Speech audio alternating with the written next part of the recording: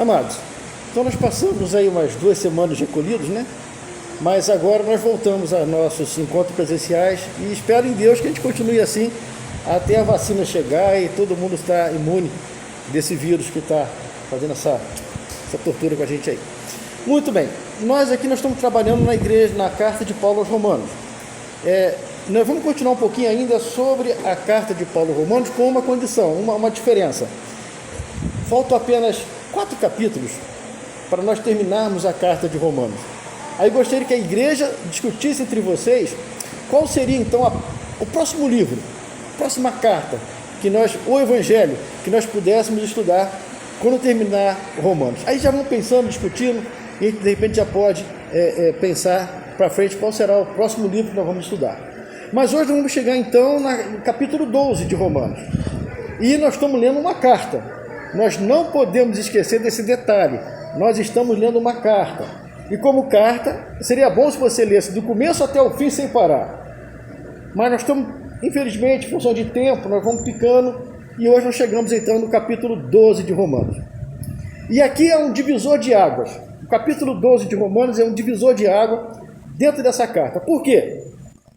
Nos primeiros 11 capítulos dessa carta, Paulo mostrou para nós a parte teórica. Paulo relatou o que Deus fez por nós através de Jesus Cristo. Então, os primeiros 11 capítulos é muita doutrina. É Paulo explicando para o judeu, é Paulo explicando para o gentio, revelando Cristo, mostrando as graças do Senhor. Todo aquele trabalho de Paulo nos primeiros 11 capítulos é de doutrina, ele explicando. Mas quando chega o capítulo 12, muda. Paulo vai tratar agora do sacrifício que nós podemos fazer em gratidão àquilo que Deus já fez por nós. Então passa a falar de prática. Então Paulo nos ensinou, nos seus primeiros 11 capítulos, 2 verdades importantes, que nós chamamos de cristologia e soterologia, onde ele mostra que Cristo, Jesus, o Nazareno, ele é o Messias prometido. Ele vai explicar bem claro que aquele Nazareno, aquele que foi rejeitado pelos judeus, ele era o Messias, ele é o Messias.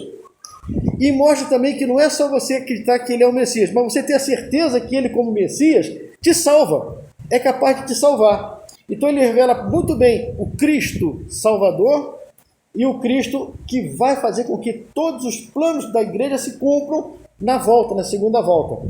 Então é muito bonito esses primeiros 11 capítulos. Mas agora então, vamos mexer um pouquinho com a prática. Ele vai tratar da forma como nós cristãos devemos viver frente à salvação que nos foi ofertada, frente à salvação que nós recebemos, como é que nós temos que viver frente à tamanha graça que nos foi ofertada. Então ele muda, nós chamamos de ortodoxia para ortopraxia. A ortodoxia é a doutrina correta e a ortopraxia é a conduta correta. É como você agir, agora que você conhece a ortodoxia, como é que você pratica corretamente aquilo que você aprendeu. Você sai da teoria e vem para a prática.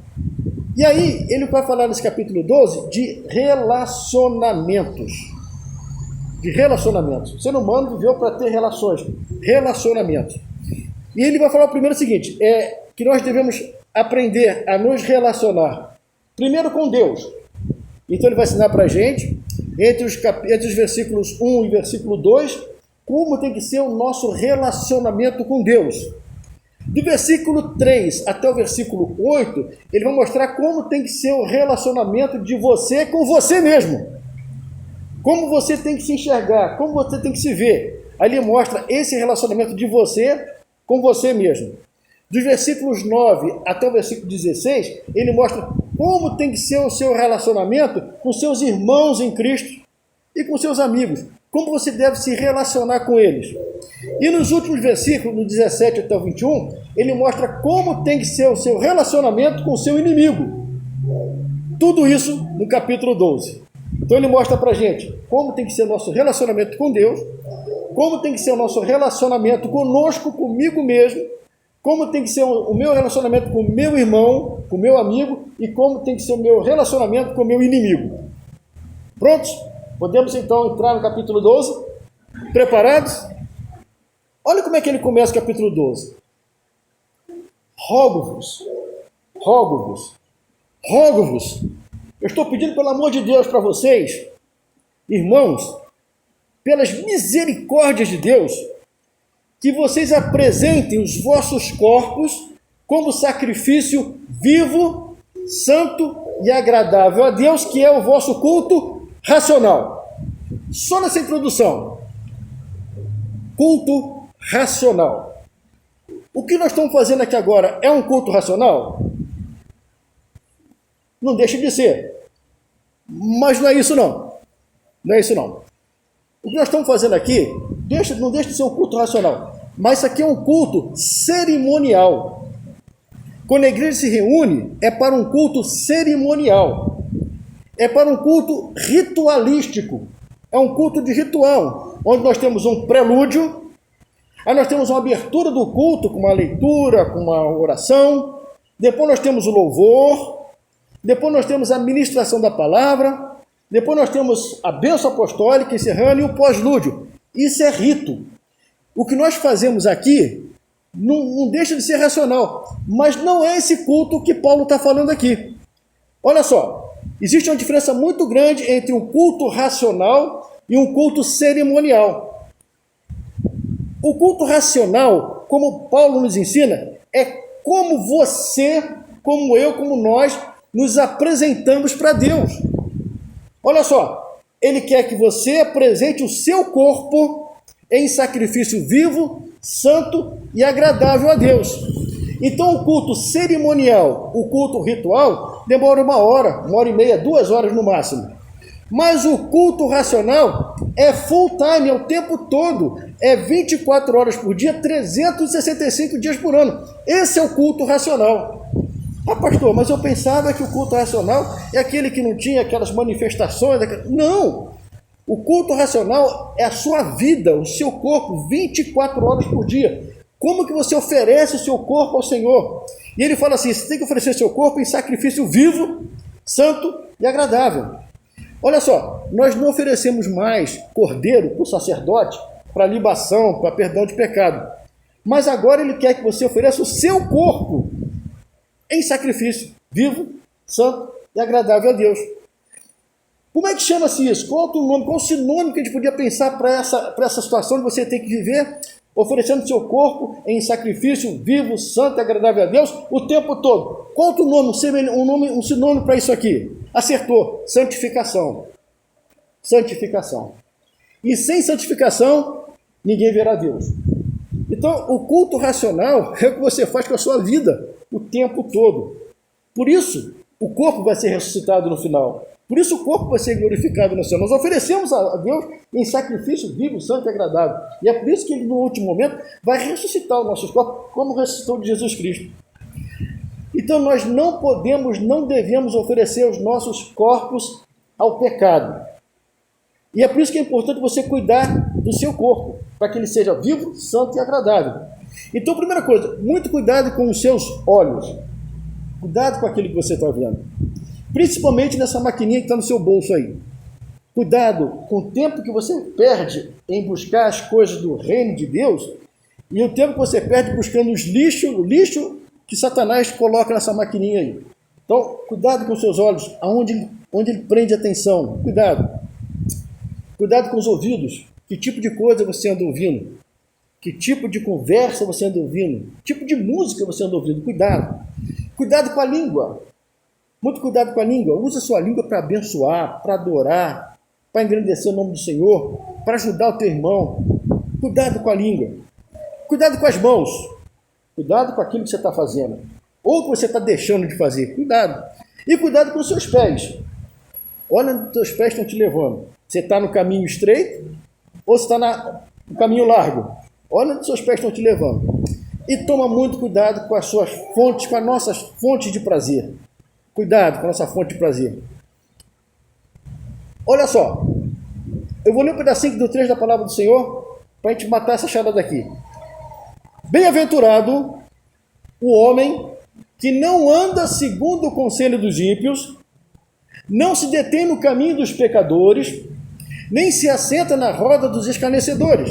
Antes tem o seu prazer na lei do Senhor, e na sua lei medita de dia e de noite. Salmos 1, de 1 a 2.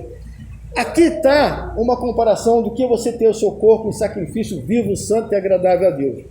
Aqui está resumido. Muito bem. Isso é oferecer seu corpo em sacrifício, é isso aqui. O culto racional é isso.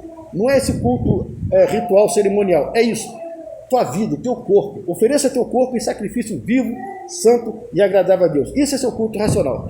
Aí Paulo vai falar no versículo 2. Olha só. E não vos conformeis com este século, não tome a forma deste século, mas transformai-vos pela renovação da vossa mente, para que experimenteis qual seja a boa, agradável e perfeita vontade de Deus. Olha só, nós não podemos tomar a forma deste século, não podemos entrar no modismo deste século. Por quê?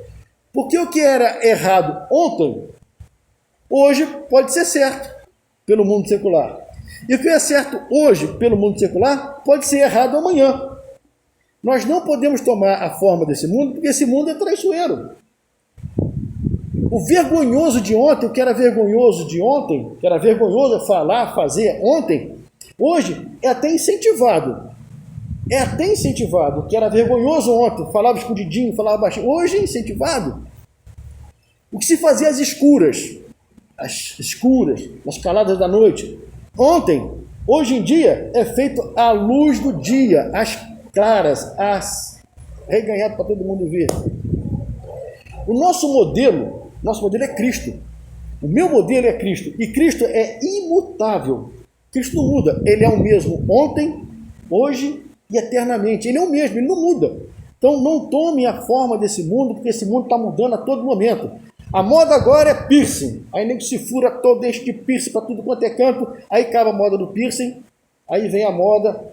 Agora é tatuagem. Aí todo mundo tatua daqui, tatua daí. Daqui a pouquinho essa moda vai passar da moda. Daqui a pouquinho vai vir outra moda. Agora é todo mundo careca. Aí todo mundo corta o cabelo. Agora não é cabeludo, deixa todo mundo cabeludo.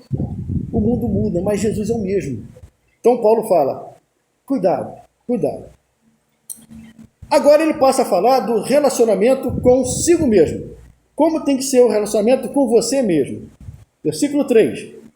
Porque, pela graça que me foi dada, digo a cada um dentre vós que não pense de si mesmo além do que convém. Antes, pense com moderação, seguindo a medida da fé que Deus repartiu a cada um. Não pense de si mesmo além do que convém.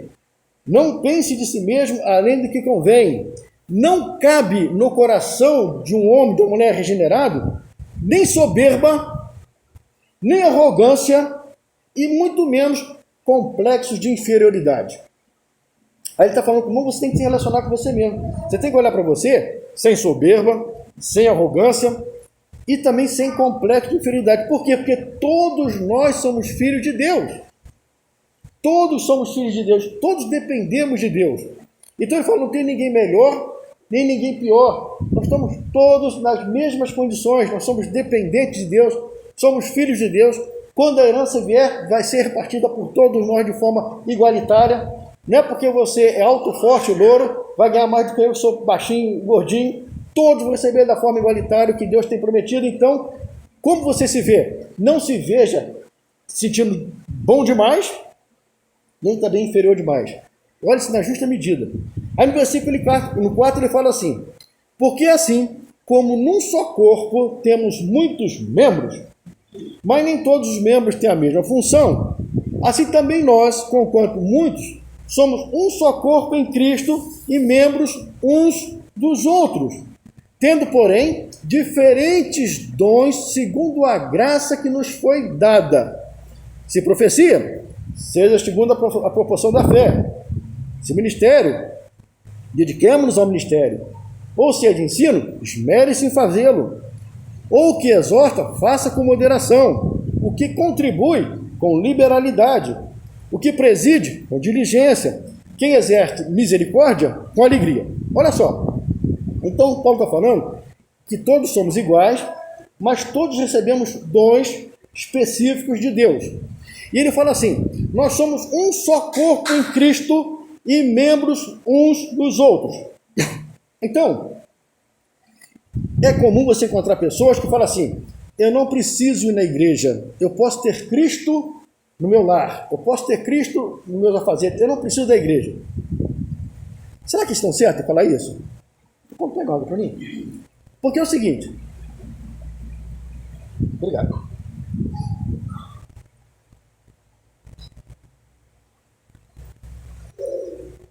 Aqui na igreja a gente usa máscara, porque nossa igreja é pequena. Então, a gente, por segurança, a gente bota a máscara e essa máscara incomoda para chuchu. Olha só, nós somos membros do mesmo corpo, concorda? Mesmo corpo. E quem é a cabeça do corpo? É Cristo, concorda? Então aquela pessoa que fala assim: eu não preciso estar no corpo, eu quero estar só com a cabeça, que é Cristo. Então você está vendo um corpo que é mutilado, né? Um corpo decapitado. A cabeça está lá, o corpo está aqui. Então eu não quero estar no corpo, eu quero estar com a cabeça. Então acredita que o corpo está mutilado. Mas não é isso não, o corpo é um só. O corpo é um só, a cabeça é Cristo, mas o corpo é um só. Então aquele que não quer congregar, não quer vir à igreja, está dizendo que o corpo que ele segue é mutilado, a cabeça está afastada do corpo. Mas olha só, vamos ver esses dons aqui. Os dons foram dados para servirmos uns aos outros. Versículo 5 falou: somos um só corpo em Cristo, membros uns dos outros. Então nós servimos uns aos outros. Nós estamos na igreja para nos ajudar, para nos proteger. Se eu estou vendo o meu irmão que está em dificuldade na igreja, eu tenho que socorrê-lo no máximo que eu puder fazer. Então Paulo passa agora a descrever alguns dons. Ele vai descrever agora alguns dons. E dons não se trata de cargo. Dons não é cargo. Cargo tem aqui o presidente, o vice-presidente, tem secretário, tesoureiro. Mas aqui são dons, não cargos. E tem dois tipos de dons que ele vai falar aqui, que é um de falar e o outro de serviço. Vamos ver agora. Detalhe, não existe mais profetas como os de antigamente, como os do Velho Testamento. Não, pastor, não. Como Isaías, Malaquias, Joel, Amós, Abadia, Abacuque, Naum. Como esses profetas não existem mais. Mas por que, pastor, que não existe mais? Porque tudo que Deus precisava revelar para nós já está revelado. Tudo já está revelado na Bíblia. Não tem uma nova revelação. Não é que Deus, de repente, no plano dele pensou uma coisa diferente, vou mandar um profeta. Não existe mais isso. Então tem que tomar muito cuidado com essas pessoas que dizem profetas por aí. Cuidado, porque não existe mais nada que a gente precisa saber além do que já está na Bíblia.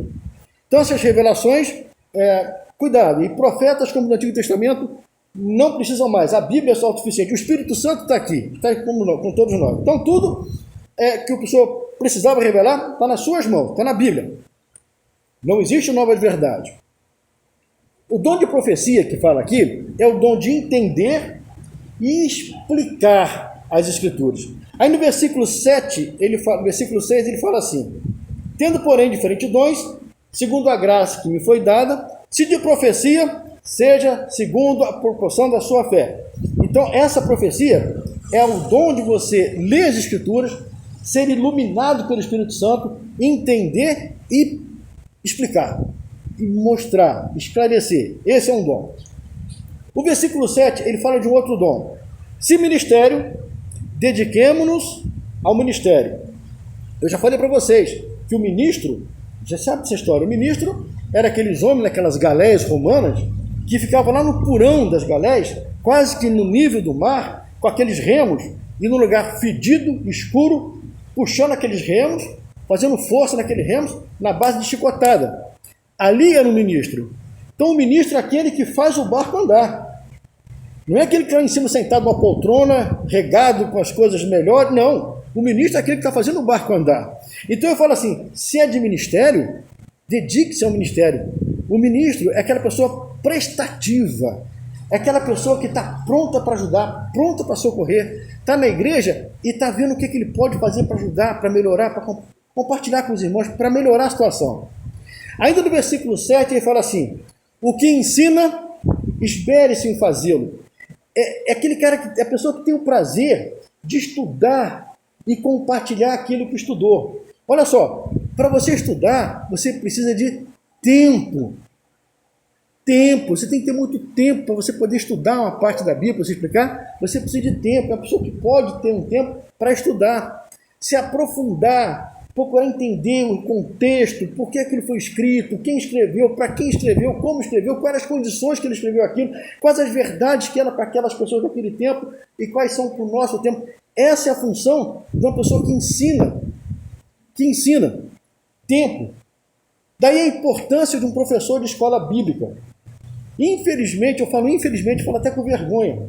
Infelizmente, nos nossos dias aparece uma revistinha, um fast food, que ali vem tudo escrito mais ou menos, alguma coisa, aí distribui a revistinha para os irmãos, aí um lê um pedaço, fala que entendeu, outro fala lê outro pedaço, fala que entendeu, outro lê mais outro pedaço, fala que entendeu, e às vezes, entre os irmãos, há conflitos, que eu entendi de um jeito, eu entendi do outro, até conflitos.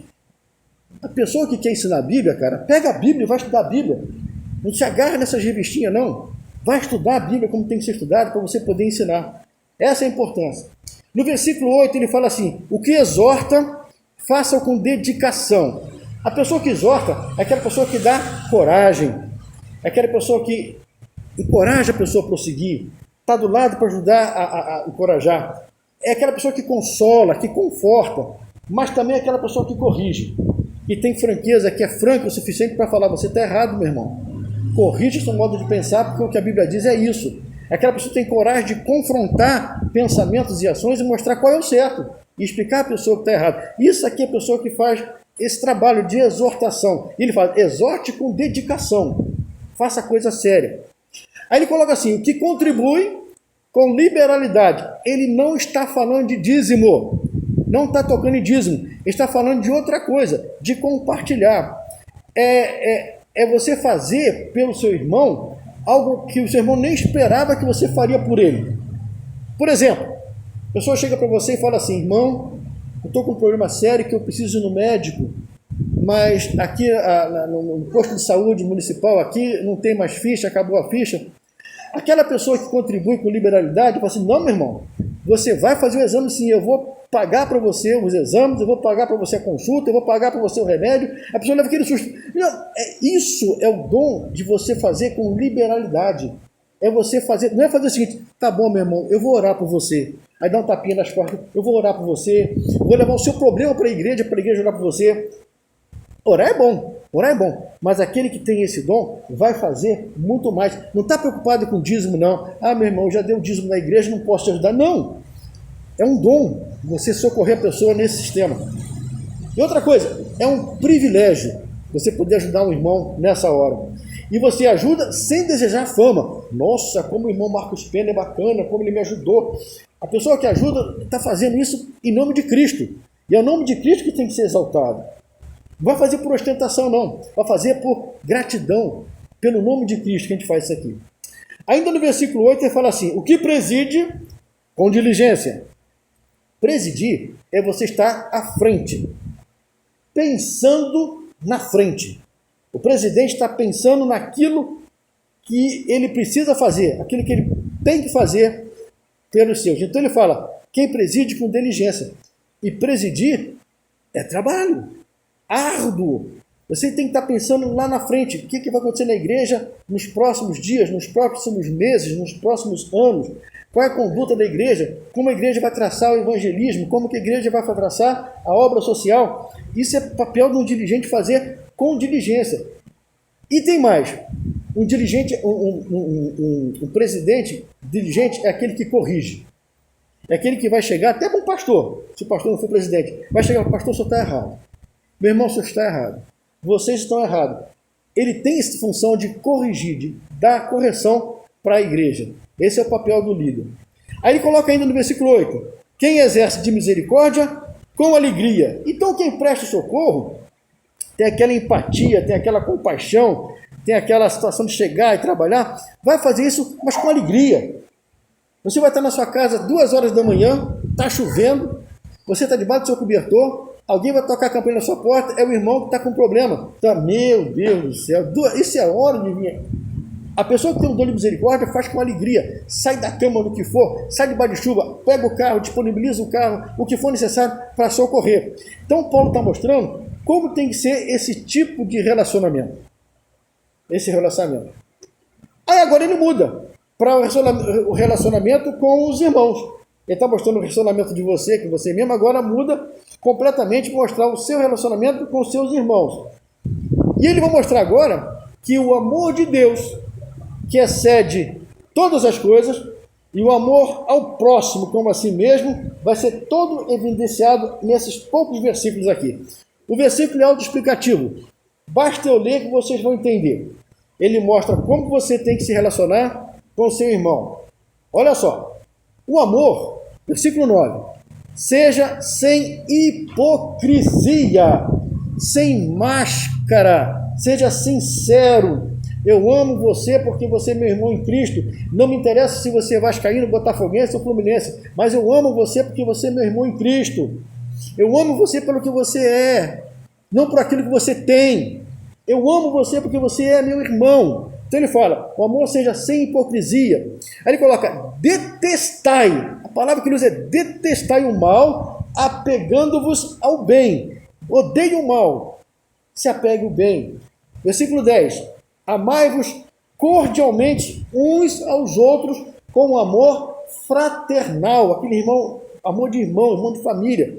Preferindo-vos em honra uns aos outros. Honre o teu irmão, não fala mal dele não. Honre o teu irmão. 11. No zelo, no cuidado, não sejais remisso. Remisso é aquela pessoa que protela, deixa para depois. Depois eu ajudo o Marcos Pena. Depois eu ajudo o César. Depois eu ajudo... Não seja remisso. Corre. Sede fervoroso de espírito, servindo ao Senhor. Quando você está fazendo isso para o teu irmão, você na verdade está fazendo servindo ao Senhor. Versículo 12. Regozijai-vos na esperança que Cristo vai voltar, na esperança que Cristo está voltando, que os nossos olhos verão a Cristo. Regozije-se, alegre-se, anime-se nessa certeza, nessa esperança que Cristo está voltando. Sede paciente na tribulação. Os olhos do Senhor estão sobre todos nós, Ele está vendo o nosso caminhar, está vendo a nossa tribulação. Seja paciente na tribulação. Na oração, perseverante. Na oração, perseverante. Ore, interceda junto a Deus pelo seu irmão, pela sua igreja, pelas pessoas que estão contigo. Versículo 13. Compartilhai as necessidades dos santos.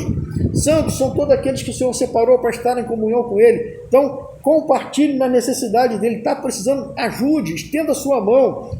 Praticai a hospitalidade, saber aceitar outras pessoas, receber outras pessoas. Abençoai os que vos perseguem. Abençoai e não amaldiçoeis. Aqui é difícil. Aqui é difícil, porque enquanto ele está na carne, isso aqui é difícil. Abençoar o que vos persegue. E o Paulo reforça, abençoai e não amaldiçoeis. Alegrai-vos com os que se alegrem e chorai com os que choram. Empatia. É empatia. Não é aquele tapinha nas costas e falar, meu irmão, vou orar por você. Não, você está junto com ele. Versículo 16, ele fala assim, tende o mesmo sentimento uns para com os outros. Em lugar de ser orgulhosos, condescendeis com o humilde. Vai lá, conversa com o humilde, chega até ele. Não sejais sábio aos vossos próprios olhos. Aqui ele mostrou direitinho como tem que ser o seu relacionamento com o seu irmão. Com o seu irmão. Como é que você trata o seu irmão? Está aqui nesses textos. E agora, ele vai finalizar o capítulo mostrando como tem que ser o nosso relacionamento com o nosso inimigo. Com o nosso inimigo. Olha o versículo 17. Não torneis a ninguém mal por mal.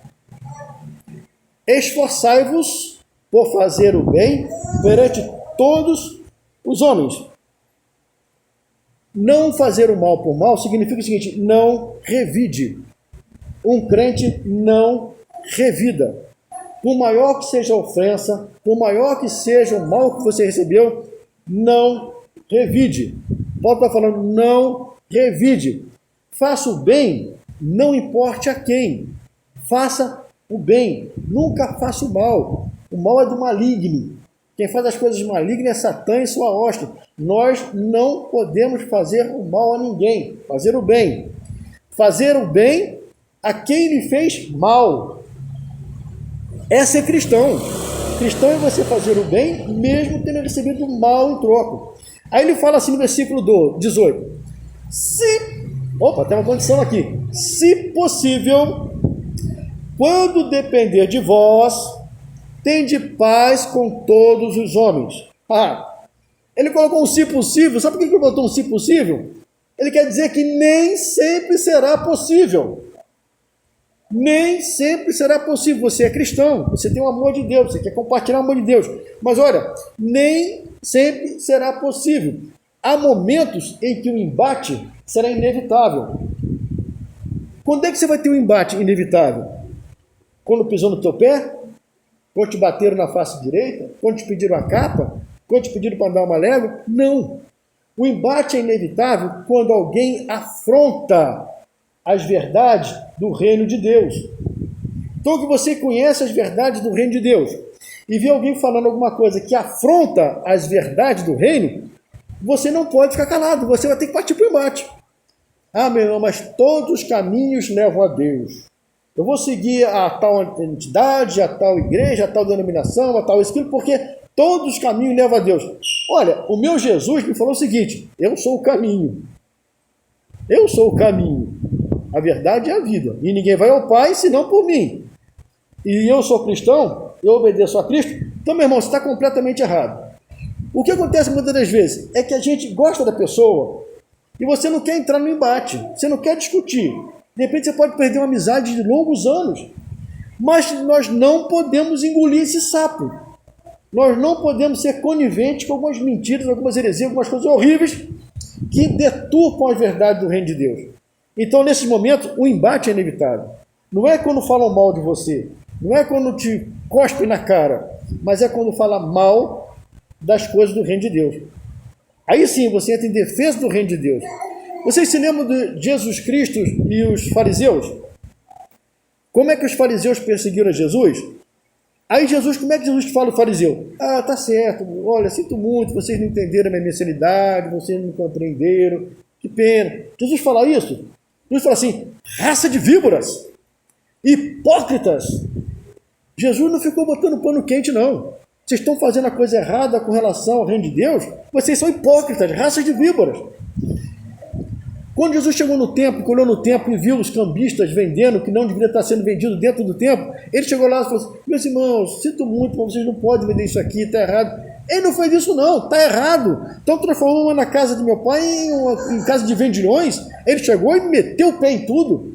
Porque quando alguma coisa afronta o reino de Deus, nesse momento, meu filho, não podemos ficar calados, não podemos ser omissos. Então, quando alguém, para manter a paz conosco, nos forçar a abandonar os princípios cristãos, nós devemos lutar. Aí tem que ter embate. O crente não faz inimigo, mas tem. O crente não faz inimigo, mas tem. Mateus 5, de 11 a 12, eu vou ler para vocês. Está escrito assim: bem-aventurados sois quando, por minha causa, vos injuriarem e vos perseguirem, e mentindo disserem todo o mal contra vós.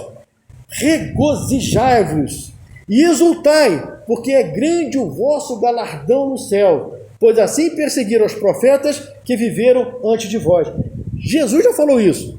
Vocês vão ter problemas, vocês vão ter dificuldades, vocês vão ter lutas, principalmente com quem fala as coisas erradas em relação a mim, em relação ao meu pai, em relação ao reino. Mas se você estiver lutando em favor do reino e sofrer por isso aqui, alegre-se, exulte, porque é grande o vosso galardão no céu. Pois Jesus falou isso aqui. Então nós precisamos aprender a lidar com os nossos inimigos. A carta de Hebreus vai mostrar para a gente o seguinte, no versículo 12 e 14, vou ler para vocês. Segui a paz e a santificação, sem a qual ninguém verá o Senhor. Então já começa a dar uma dica: busque a paz. O tempo todo você vai buscar a paz. Você não vai sair por aí com a metralhadora discutindo, bravejando, brigando. Não é isso. Você vai seguir a tua vida. Se porventura na tua vida aparecer esse confronto, confronte. Não aceite, confronte. Mas segue a paz. E a paz faz parte da santificação. E sem santificação, ninguém verá o Senhor. Então busque a paz. Não vai ser um crente xiita que vai sair botando bomba em volta do corpo, vou explodir aquela igreja está falando mal. Não é isso não. Segue o teu caminho. Mas se de repente tiver confronto, e esse confronto, você conhecendo a palavra de Deus, ver que está contra a palavra de Deus, aí se posicione. Nós temos que buscar a paz sem negligenciar as verdades do reino de Deus. Olha só Mateus 5,9. Bem-aventurado, de novo, são os pacificadores, porque serão chamados filhos de Deus. Pacificadores. Mas, por isso Paulo afirma, se possível, quando depender de vós, tende paz com todos os homens. Por isso que ele colocou isso aqui bem claro para a gente. O versículo 19. Não vos vingueis. Paulo, explicando como eu tenho que tratar o meu inimigo. Não vos vingueis a vós mesmo, amados. Mas dai lugar à ira, para que porque está escrito que a mim, a Deus, pertence a vingança. É eu que retribuirei, é Deus que retribuirá, diz o Senhor. Então a vingança pertence a Deus, não a nós. Então, se você alguma vez sentiu desejo de vingança, não dê lugar à ira, porque a vingança pertence a Deus. A vingança pertence a Deus. O vingativo, aquela pessoa que se vinga, é aquele que foi vencido pelo diabo. O diabo ficou ali, vai lá, porrinha ele, atrapalha ele fez isso contigo, não deixa barato não, faz a mesma coisa, paga na minha moeda, não engole isso aí não. Aí o diabo vai na cabeça do cara, o cara cede, vinga. O vingativo é aquele homem, aquela mulher que cedeu ao diabo. Crente não se vinga. Crente pega seu problema e entrega ele para Deus. E deixa Deus agir. Quem se vinga é do diabo. Então, crente não se vinga. Aí o versículo 20, ele fala assim, pelo contrário, não se vingue, pelo contrário. Se teu inimigo tiver fome, dá-lhe de comer. Se tiver sede, dá-lhe de beber. Porque fazendo isso, amontoarás brasas vivas sobre sua cabeça. Primeiro ele fala do perdão. O cara te fez mal, é teu inimigo, mas está com fome. É uma forma de perdoar. Está aqui o meu perdão. Toma comida. Está com sede? Está aqui a bebida. Ele fala assim, nós devemos envergonhar os nossos inimigos com o nosso perdão. Isso envergonha. Jesus, quando estava na cruz, ele falou assim, perdoai-os. Eles não sabem o que fazem. Jesus perdoou. Na cruz, Estevão, quando estava sendo apedrejado, também perdoou. Pediu, Pai, perdoa também, não estão sabendo o que estão fazendo. Aí Paulo fala que quando você perdoa, você amontoa brasas vivas sobre sua cabeça. Você sabe o que é brasas vivas sobre sua cabeça? Eu estava buscando entender o que é brasas vivas sobre sua cabeça e descobri que pode ser isso. Lá no Egito, nessa época, existia uma prática que uma pessoa, quando queria demonstrar publicamente que estava arrependido e que perdoou, ele pegaria uma bacia, encheria aquela bacia de carvão em brasa, botaria na cabeça e sairia pela rua com aquela bacia cheia de brasa, dizendo assim, está queimando a minha consciência, eu me arrependi, para mostrar que estava arrependido. Era uma prática do Egito desse tempo aqui. Então acredita-se que quando Paulo escreve amontoarás brasas vivas sobre sua cabeça, é isso aqui. O seu inimigo, quando você tratar ele bem, ele te fez mal, mas quando você tratar ele bem, ele vai ficar envergonhado. E a pessoa envergonhada, arrependida, é como aquele ritual lá no Egito, que eles colocam uma bacia de brasas na cabeça para mostrar que estava arrependido, estava queimando a consciência que ele estava arrependido. Quem não perdoa, está fadado a sofrer emocionalmente, fisicamente e espiritualmente. Você fica fadado a sofrer emocionalmente porque aquilo te remói. O cara te fez mal, virou as costas, foi embora, ele já está em outra situação, completamente, até esqueceu de você, e você fica ali remoendo. Você fica remoendo. Um dia, um mês, um ano, aquela ferida fica aberta, fazendo mal para você. Ele já esqueceu de você, ele está curtindo a vida dele adoidado, e você está lá no seu cantinho, remoendo. Faz mal fisicamente, porque esse remoer vai te trazer uma série de doenças. De repente traz até uma depressão. De repente você fica doente porque você ficou remoendo, você não perdoou, você não liberou o perdão que tinha que liberar, você fica aquilo aí te remoendo. E vai fazer mal para você espiritualmente, por quê? Está te abrindo porta para demônios. Está dando lugar a demônios. A palavra abrir porta nada mais é do que isso, dá lugar a demônios. E esses demônios vão chegando perto de você. E você vai ficando cada vez mais rancoroso, cada vez mais irritado, cada vez mais depressivo, e você vai ficar fazendo uma loucura. Então quem não perdoa está fadado a sofrer emocionalmente, fisicamente e espiritualmente. É que Paulo está tratando aqui. Perdoe o seu inimigo, não entra nessa não. Aí 21 ele vai terminar assim: não te deixes vencer do mal, mas vence o mal com o bem. Não se deixe vencer com o mal, vence o mal com o bem. Não faz o que o mundo faz, quer revidar, quer pagar na mesma moeda, mas faça o bem para o teu inimigo. Isso é amor. Isso é saber amar, não com o amor que você pode fazer, com o amor de Deus, com o amor de Cristo. Então o amor de Deus